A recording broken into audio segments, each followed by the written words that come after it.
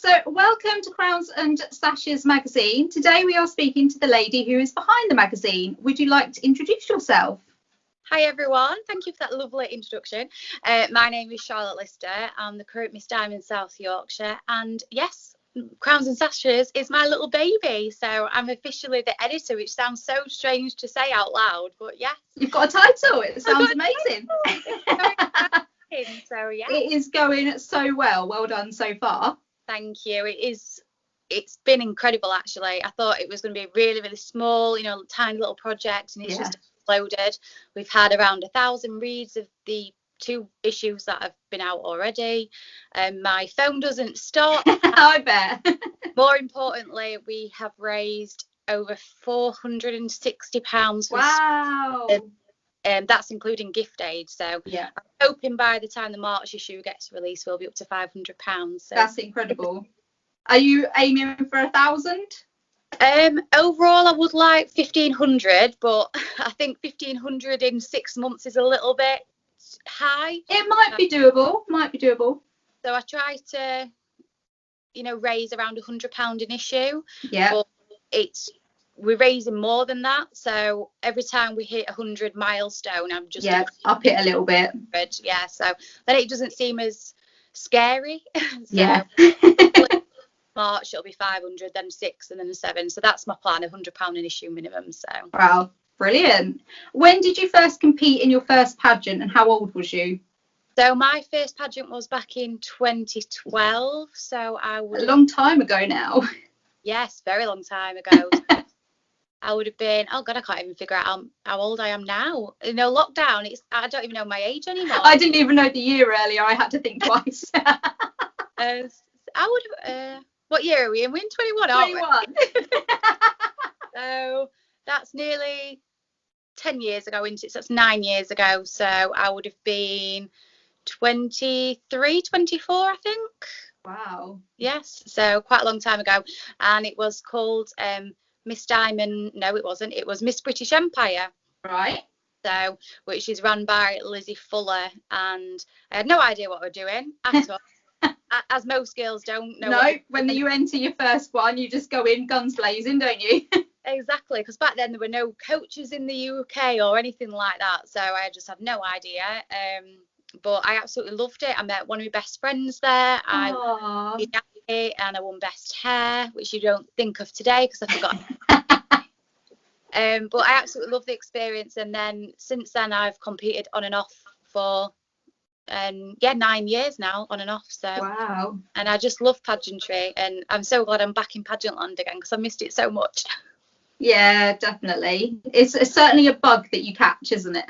It really is. When you don't compete, you really, really do miss it, because we're such a nice community, I think, and we're always chatting to each other or voice noting each other. Yeah. It's just so lovely. You just do meet lifelong friends, and I know everyone says that and it just sounds a bit cheesy, but it's no, it's true. It's lovely. Everyone I've met and spoken to so far has been absolutely lovely. They really are, and especially now I get to speak to people I never thought I would as well. Nice to get to know so many new people, and especially the newbies as well. I love talking to newbies and find out why they entered as well. So I think it's really interesting. Would you encourage your daughter to enter a pageant? Oh, she's already been asking me.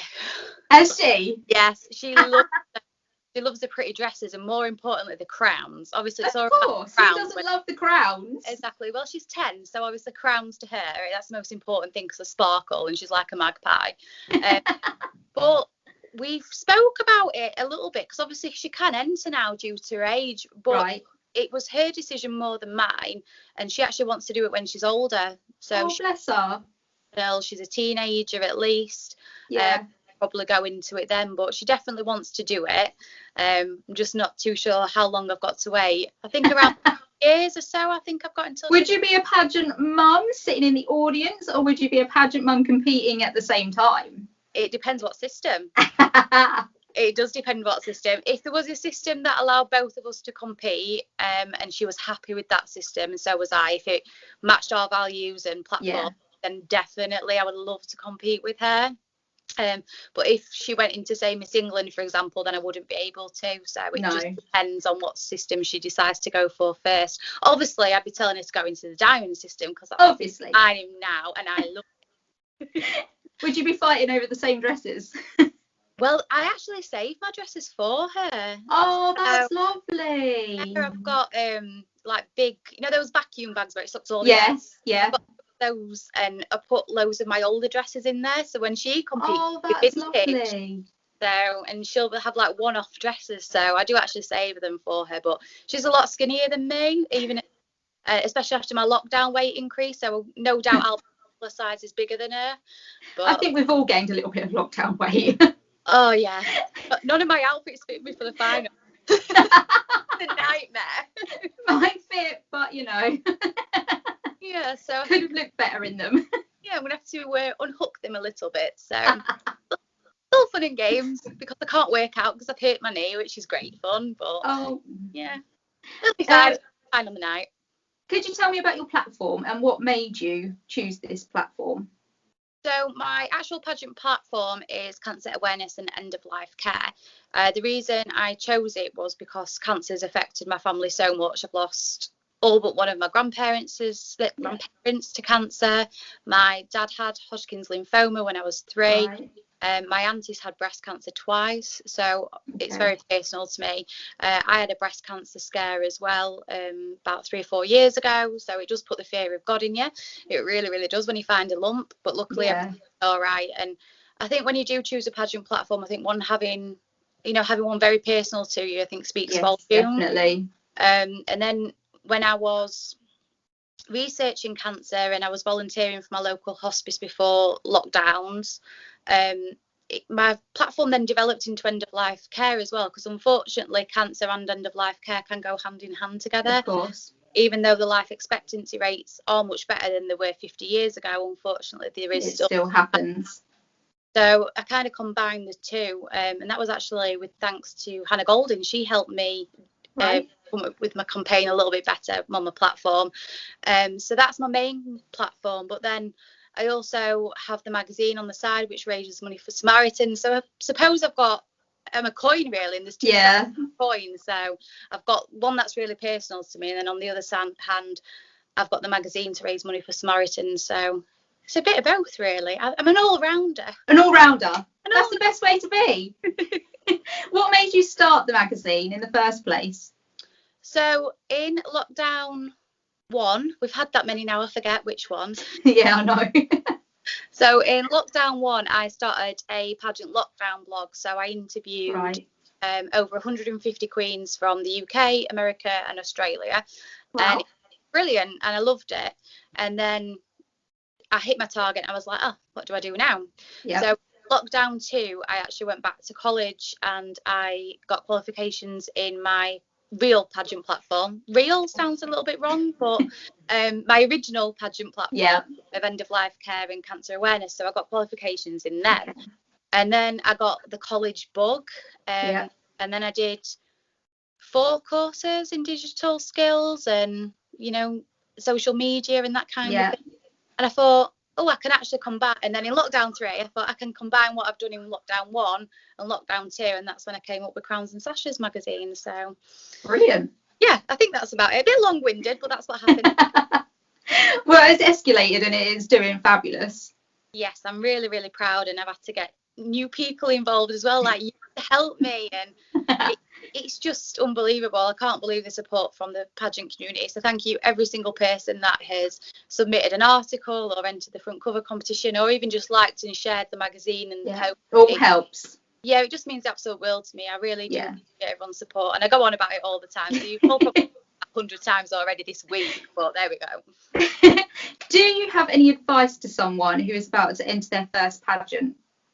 Research your pageant system to make sure it's right for you. The most important one for me. Once you've researched your system and chose the right one for you, pick a platform, preferably personal to you, because I think you put more heart and soul into it when it's a personal one. And research your system again. Look at previous contestants, watch videos of them if you can. Look at previous year photos and videos to see the kind of outfits that they wear, because when I was in when I first entered pageantry, I had no clue. I wish I would have done this. Yeah. But when you go on Facebook, if only I knew what I knew now. exactly. And then, look on Instagram and try and follow some of the other girls that are in the same system. Yeah. Because then you can pick up a lot of tips and ideas, and then you can find out about the Facebook groups and, coaches if you want one and things like that. So yeah. For me, it's all about researching. And then once you've done all that, get on stage and show your stuff, work it. Rock that stage. Exactly. Do you have any funny or embarrassing stories from pageant land? I've normally done okay in pageant land. The only really daft thing I ever did was I was doing I thought it was a fun run for Hallam FM Cash for Kids. And I thought, it's only 10k, it'll be really, really easy. And then I got to a marker which said 10k left to go, and I was like, why have I still got 10k to go and it's only a 10k race? It turned out I signed up for a half marathon and I did that. As you do. Did you finish it? Yeah, I did. I couldn't walk for a week. That's why your knee still hurts. Exactly. I really badly damaged my ligaments. I did train, obviously. I did it in just over 3 hours, but I did it and I was crying and it was awful, but it was for charity, so I have to do it. So going back to what I said, girls, about researching your system. Do your research. Research everything in life. Don't do a me and turn up to a race thinking it's 10k and it's actually 13.6 miles or something. So yeah, that was my worst one I think I've ever done. That's brilliant. Typical me, really. Well, thank you very much for letting me interview you. No, thank you, and thank you for joining us. It's so Thank you very much for having me. I love it. I can't wait to start listening to everyone's interviews. I'm really, really excited. Thank you, everyone. And thank you, Natasha, for my lovely interview. You're very welcome. We will speak to you soon. In the world. Bye, everyone. Bye.